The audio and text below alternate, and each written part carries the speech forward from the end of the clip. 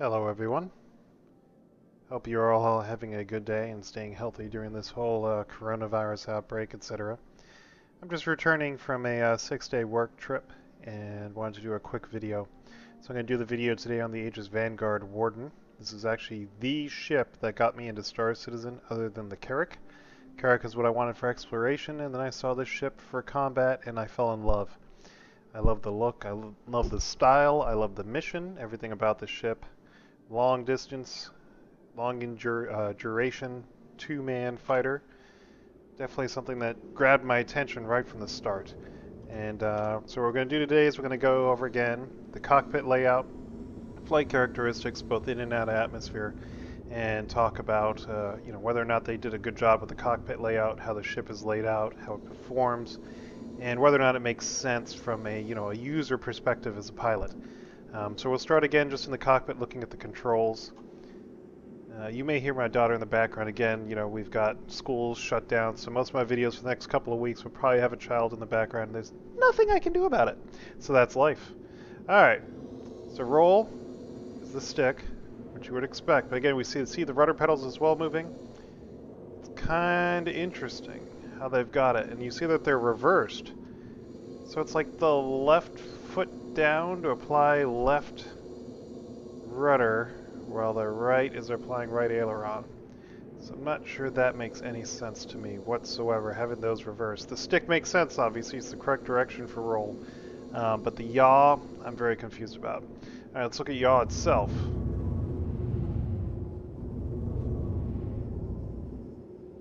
Wheel.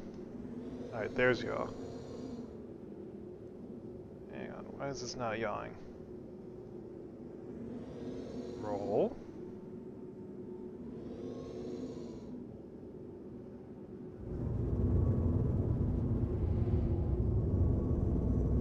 Side strafe left, strafe right, forward, back, yaw.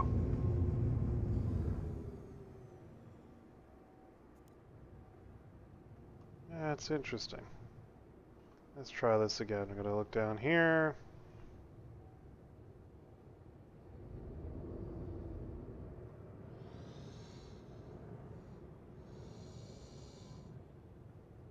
Problem is, for some reason my yaw on my keyboard's not working. I mean, the ship's obviously yawing here. The keybind for yaw is not working. So that makes it hard for me to look down and make sure the rudder pedals are working. Because I can't apply yaw, because as soon as I do, it's just doing the look and not the free look. So we're going to have to just skip yaw in this video. I'll have to come back to it unless I can remember how to do it. So let's roll.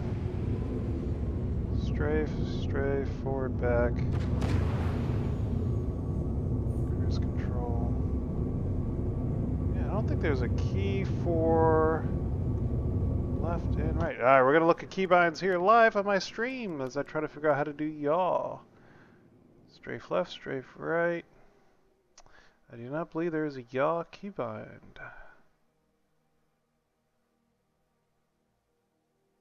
Interesting.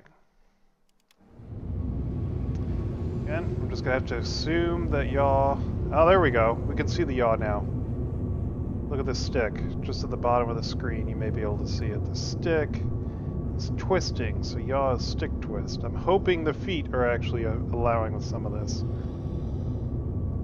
Alright, so we'll return to the metric use of the control of the ship now. We'll use that really cool looking constellation right there as our initial point. So here we go, yaw to the left.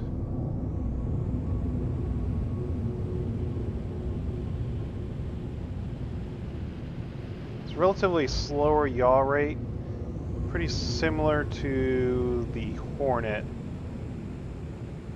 which makes sense. And we'll check pitch. Constant 7.1 Gs. Positive and negative as well. This is uncoupled, not uncoupled. Check roll now. Very slow roll rate, which again, would make sense when you've got a dual engine craft such as this. You got two different engines, So that's going to give you a lot of stability around the roll axis. You can see the thrusters in the movement here. So they are gimbaled thrusters. They're a little slower response, but they do then provide what we need for our movement. And looking at the wing surfaces, it's got what look like ailerons, but again, they don't appear to actually move. Same with, let's look here and see if these move for pitch. So again, all the pitch movements are being given and roll are being given through thrusters. Now again, that doesn't mean that in the future CIG isn't going to make these aerodynamic surfaces actually perform and do things. We don't know what their intents are for the flight model for aerodynamic in the atmosphere. So we're just going to have to wait and see. We're going to head over to Dunlow Ridge Aid Shelter in atmosphere and take another look here. And in the chat here, someone is saying, is the Carrick is OP? No, it is not. Let's sigh. I'm sure they said the same thing about the Hammerhead when it came out.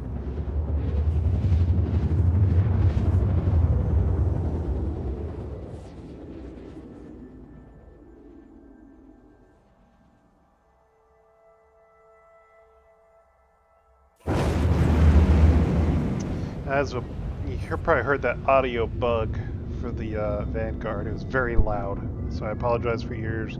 Every now and then that engine just sounds like all hell breaking loose.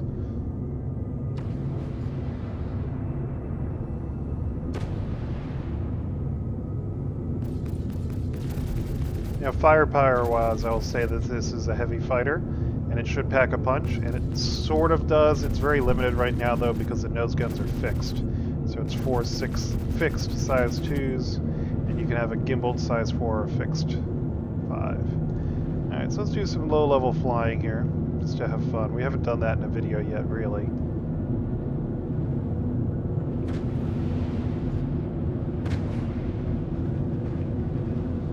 Again, it's that same flight model in CIG is using. It's a little slidey.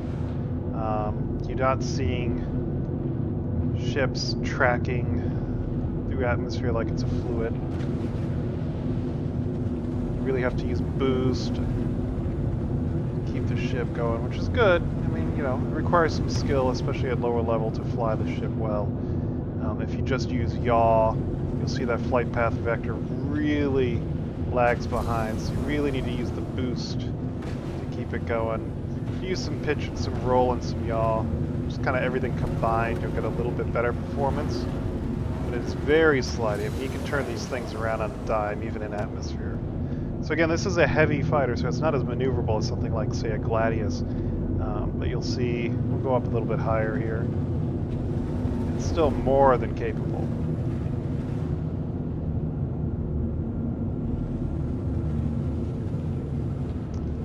So we'll check the yaw now at this altitude. We'll use the blinding sun as our reference point. My apologies, it just works, it's right there.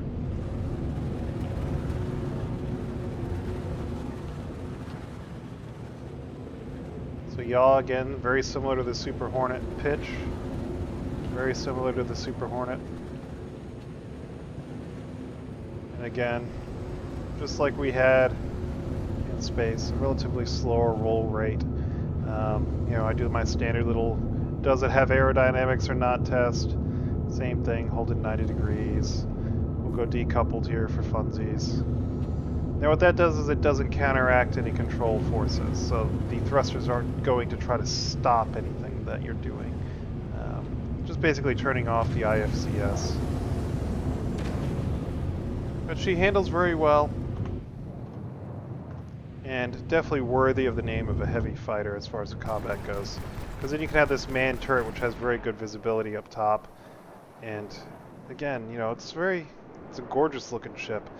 I feel when the armor comes into the game is where you're really going to see this ship shine. It's already got 2 size medium, so size 2 shields, which provide a very, very good shield complement. But when the armor comes in, the redundant systems, etc., should make this a very tanky craft, again delivering a high amount of firepower at a very focused target.